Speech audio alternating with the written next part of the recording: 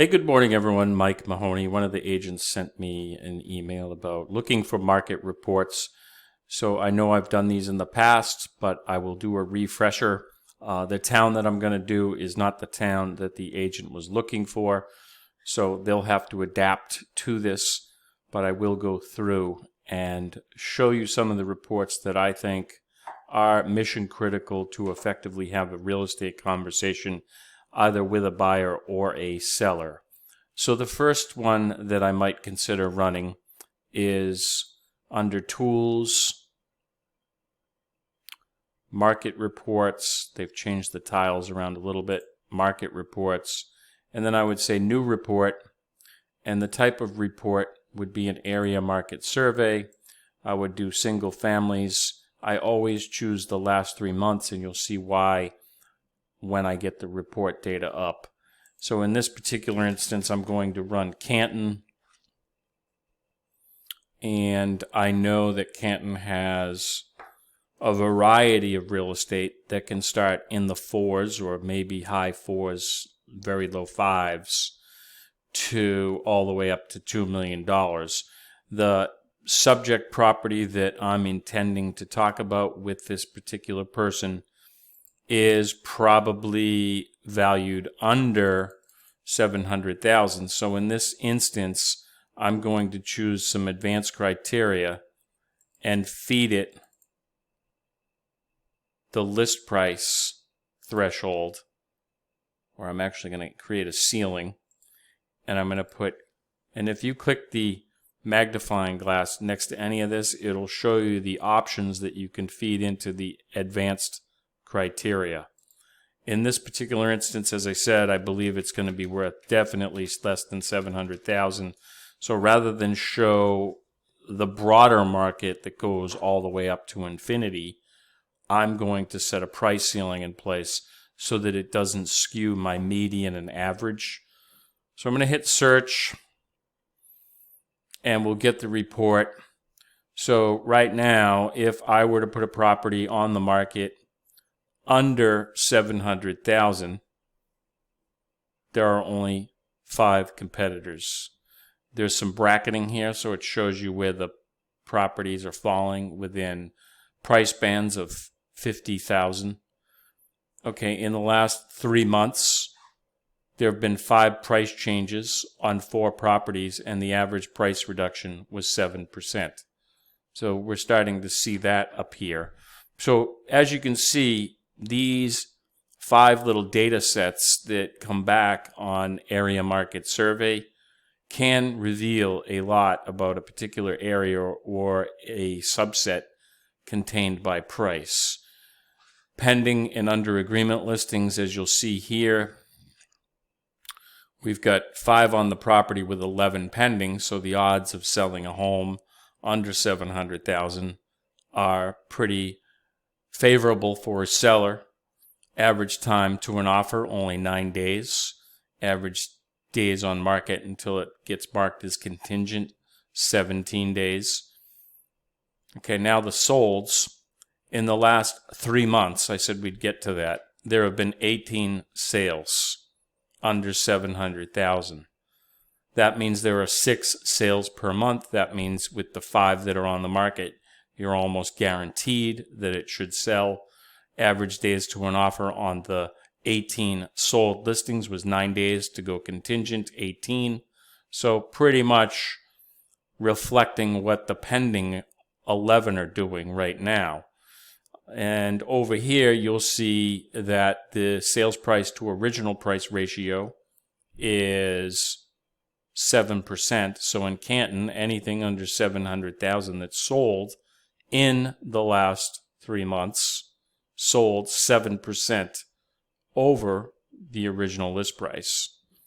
There have been only 1 expired listing, so 1 property went on the market for 51 days and did not sell.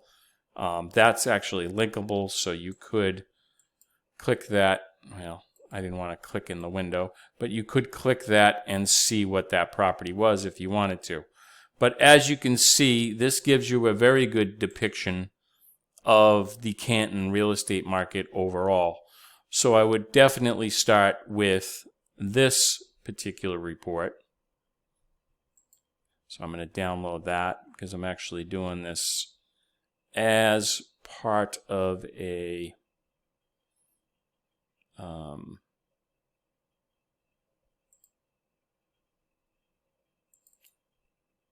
conversation that I'm due to have later. So I'm just going to say Canton reports. And this is called, and it's called the AMS, Area Market Survey, Canton, MASF, Single Family, 7-2, 8-22. So there we go. I'm going to save that one for later. That's one report that I would surely start with. That's a good one. Okay, next report. Okay, one of the next reports I would show you would be the town reports as published by the Mass Association of Realtors. So in the last section of the video, I showed you the area market survey specific to a town, specific property type, in that it was single family. Now I'm going to drill down on the town. They're going to have last month's reports, which are a lagging indicator, but it will give you some recent history from a market-wide perspective on a town. So you'll go to MAR Realtor, and you'll go to Data, Market Data, and you'll scroll down, and you can go to Towns, and then there's June 2022, and now here's the list of all the towns in the state. So again, I'm going to prepare for a conversation around Canton. So here's a one-pager, and this will show us Canton as a whole with no price isolation or ceilings like I did in the area market survey. So as you can see here, up through the end of June, properties were selling to almost 3% over the list price, 32 days of sale time, so only 32 days to get to a sale. Closed sales year to date, 76. In June, there were 19 sales. There were only 17 properties on the market when this report was created, which gives it a 1-month supply. So in 30 days, someone's house is going to sell. So this is just a backwards-facing rearview mirror look, but it certainly is helpful. So I'm going to just call this the Canton June 2022 LMU, which is local market update from MAR. So I just know how to find it. So we've got that. So I'm certainly going to have that report handy for discussions with a prospect. And again, I'm giving this memory jogger for agents who've asked me about market reports lately, so you'll have to swap in what you're looking to do. Good report for discussion either with a buyer or seller as an entryway to establish speed and timing of the market, as well as list price to sales price ratios. Another report that can help establish market awareness for a buyer or a seller would be the closed sales report. These are, again, lagging indicators. It's a rear view because we're looking at June, but this is statewide. So we're going to look at June statewide, and as you can see, they do provide an infographic type quick facts synopsis. Although the report is lengthy, they do highlight the pertinent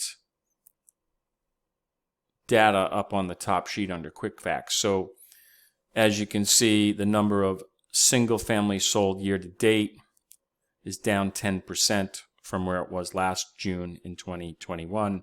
Condos 16%. You'll see prices year to date or year over year are actually up in the single family space, 9.5%, 8.5% for condos.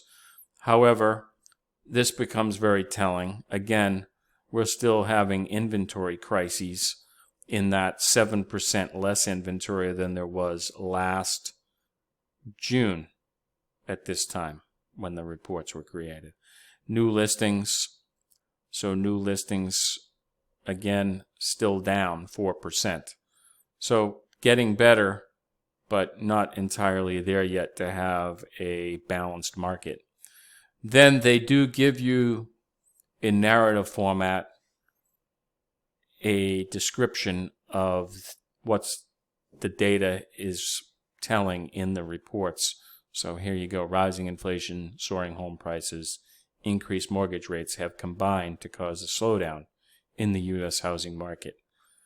To help quell that, to help quell inflation, which reached 8.6, the Reserve raised the rate by 0.75 of a point, and then it talks about mortgage rates had gone up to almost 6%. So that's a good narrative for you to wrap your head around. I think that's useful. You can see this is a pretty robust report, broken out by single families, condos. Here's closed sales.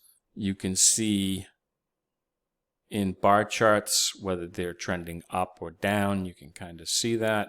And then you've got the this report here that shows, you know, the drop off and then this return to sales. So there you go. And you can see that in January, you know, we always hit the low point and then we climb back out. And it seems to be the trend every year if you look at that. So you get this deep valley and then rising back up to the mountaintop in the spring and summer months. So here you go with median sales prices. You've got June here going up, up, up. So here you go. Again, the sales prices aren't as crazy as they were in 2021. You've got a spread of almost 15% less than they were last year. And it's not that they're less, they're still getting over asking price. It's just prices have decelerated. They're moderating. It's not no one's getting bargains.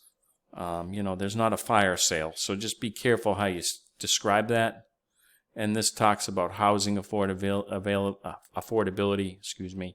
and inventory. I mean, each of these slides will tell a story if you take the time to read what the data is trying to tell you, as well as the footnotes that describe what's on the page.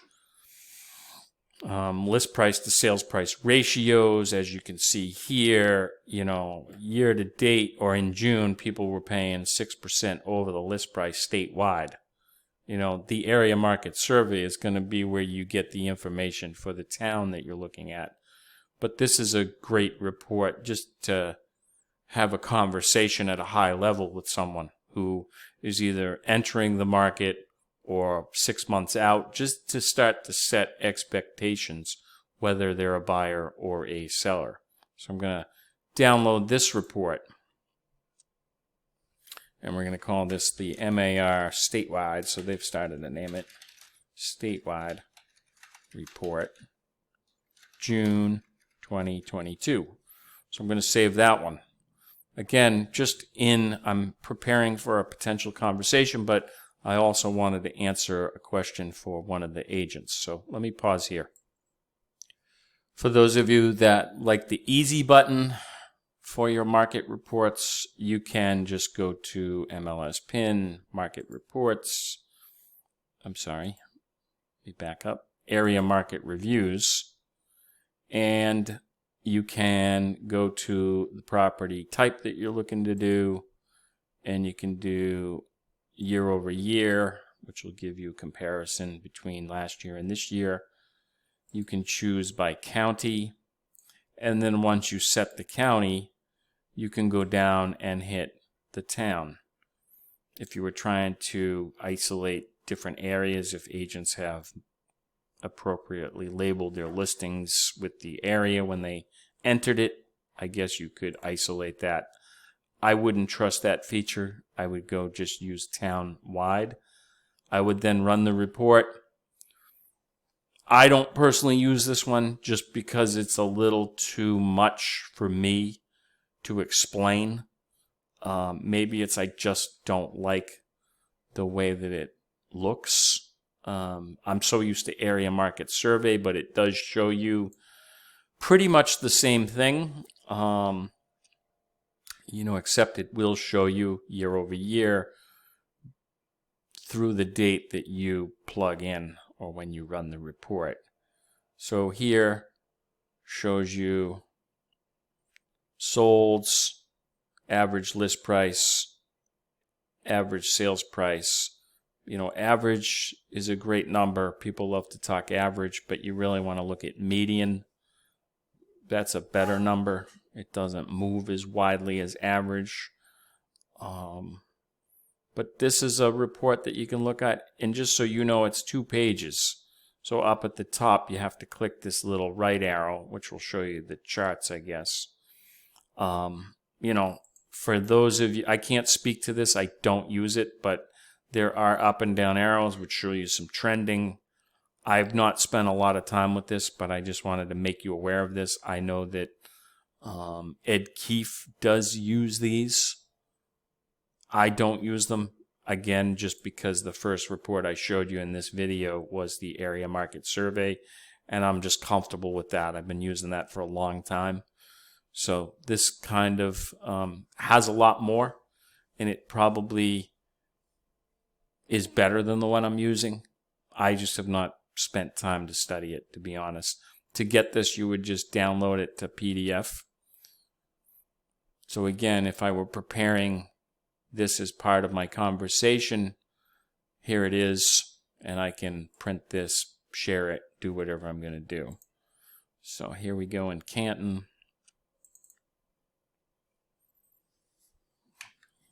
And it's called a Canton Area Market Review. And I always just try to put the source just so that if I need it, I can identify it quickly. Probably should have given it a date just so I had it, but there you go. So there's that report.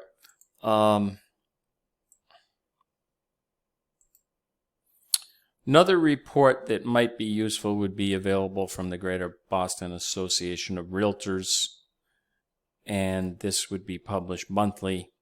So if you go to GBAR, Greater Boston Association of Realtors, market data, housing market data, I am logged in, I think. So now I can go to June 2022, and just with Greater Boston Real Estate Board, just so that we have a reference point, we are pretty much talking inside the 495 belt or loop. It's about just under 70 communities that would be under their jurisdiction. So this will give you a 17-page report, and it will break it down. So Greater Boston, so it's 64 towns. Had that wrong. But it shows you the 64 towns which are pretty much inside the 495 belt. And if you go to the last page, it shows you the towns that Greater Boston Association of Realtors kind of monitors from a statistical and market data set. So on page 16, you can see graphically where it is. And there's different regions, which those regions then generate their own report. So we'll go through that. Again, first page, narrative. Second page, Greater Boston wide, units sold, median, trending reports, up, down arrows, visuals. Active listings showing you up or down. So here you go. New listings, pending sales, same thing. Okay, now you get into the regions.